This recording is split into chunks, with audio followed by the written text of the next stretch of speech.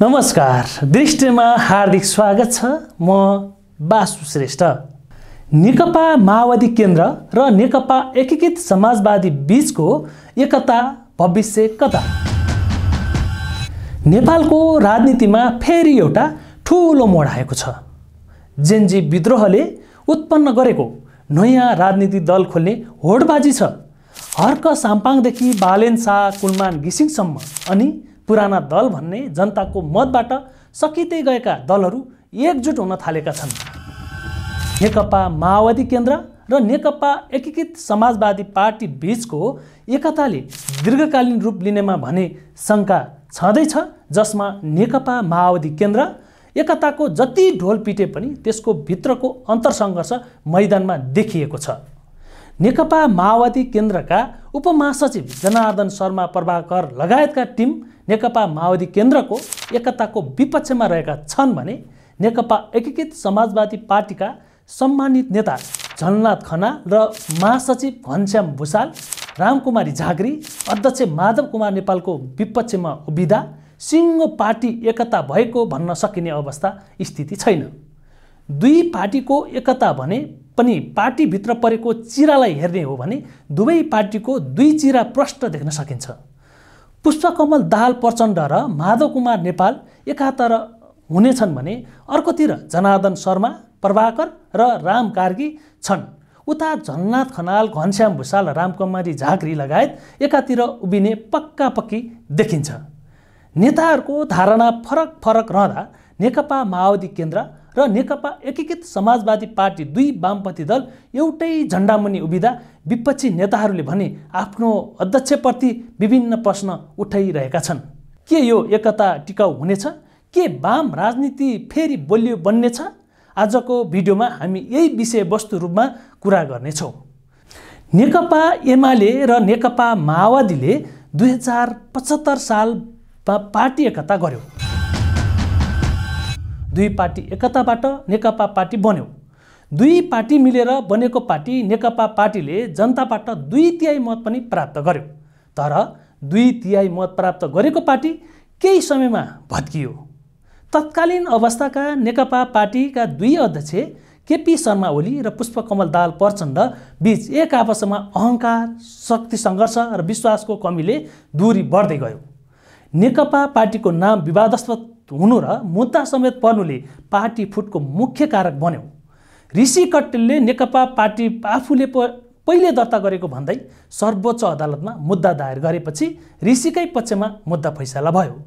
मुद्दा फैसलापछि नेकपा एमाले र नेकपा माओवादी केन्द्र पुरानै अवस्थामा फर्के भने नेकपा एमालेमा माधव कुमार नेपाल लगायत नेताहरू नेकपा एमाले फुटाउन प्रयत्न भने सानो गरेनन्, तर फुटाउन नसके पनि केही चोइटाउन माधव कुमार नेपाल सफल भए। नेकपा एमालेबाट चोइटाएर गएको नेकपा एकीकृत समाजवादी पार्टी 2079 सालमा भएको सङ्घीय निर्वाचनमा 10 सिटमा सीमित भयो। 10 सिटमा सीमित भएको नेकपा एकीकृत समाजवादी पार्टी राष्ट्रिय पार्टी समेत बन्न सकेन, जसले गर्दा जनताको इच्छा विपरीत माधव कुमार नेपालले नेकपा एमाले पार्टी फुटाएको पुष्टि भयो। नेकपा एकीकृत समाजवादी पार्टी राष्ट्रिय पार्टी नबन्नु र पतञ्जलि योग जग्गा काण्ड जोडिनुले नेकपा माओवादी केन्द्रसँग एकता गर्नुको विकल्प माधव कुमार नेपालसँग रहेन, किनकि माधव कुमार नेपाल र पुष्पकमल दाहाल प्रचण्डको रणनीति पनि नेकपा एमाले फुटाएर केपी ओलीलाई एक्लाउने उनीहरूको प्रयास पहिले नै थियो। माइतीघर मण्डलामा हामी यहाँ छौँ भन्ने आन्दोलन नै किन नहोस्, नेकपा माओवादी केन्द्रको पनि हालत त्यस्तै अवस्था छ। 2065 सालमा नेकपा माओवादी पहिलो राजनीतिक शक्ति बन्यो। पहिलो शक्ति नेकपा माओवादी फुटै फुट र अध्यक्ष पुष्पकमल दाहाल प्रचण्डले बोल्ने बोलीको ठेकान नहुँदा जनताको मत गुमाउँदै गए। फलस्वरूप 2079 सालको सङ्घीय संसदको निर्वाचनमा नेकपा माओवादी केन्द्र 32 सिटमा सीमित हुन पुग्यो। घट्दो नेकपा माओवादी केन्द्रको साग जगाउन पनि पुष्पकमल दाहाल प्रचण्डलाई एकताको विकल्प थिएन।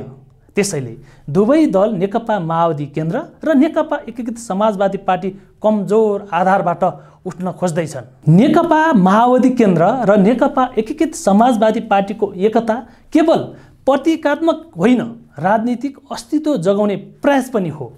एकताबाट बन्ने नेकपा समाजवादी पार्टीले सङ्गठन सुदृढ र आगामी चुनावको तयारीका साथै नेकपा एमाले पार्टीसँग प्रतिस्पर्धा गर्ने रणनीति हो। नेकपा एमाले नेपाली राजनीतिमा दोस्रो शक्ति हो।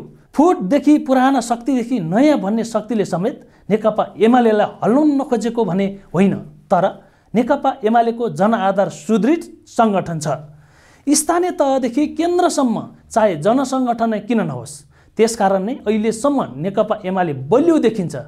जेन्जी आन्दोलनमा भएका आगजनी, लुटपाट, तोडफोड जस्ता आन्दोलनको नाममा अनैतिक गतिविधि विरुद्ध समेत नेकपा एमाले चटकारहरूमा आवाज उठाउनुको साथै घटनामा संलग्नलाई उजुरी समेत दर्ता गराएको घटनाले नेकपा एमाले बलियो रहेकोमा दुई मत नहोला।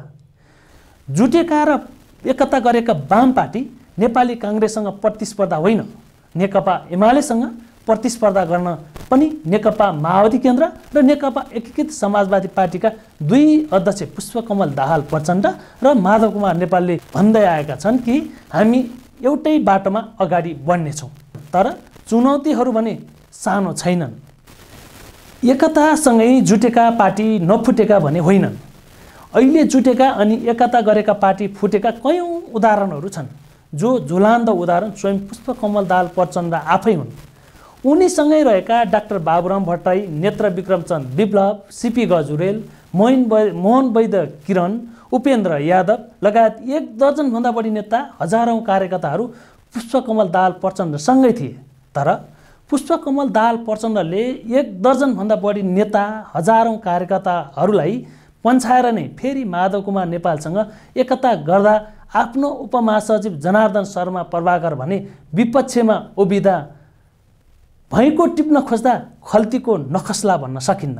त्यो प्रचण्डका लागि ठुलो चुनौती हुन सक्छ।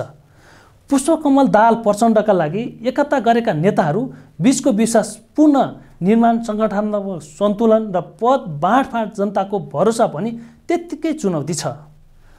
अघिल्लो वाम एकतालाई जनताले रुचाएका मात्र थिएनन्, आशा विश्वास समेत गरेका थिए, जसले गर्दा 2/3 मत दिएका थिए।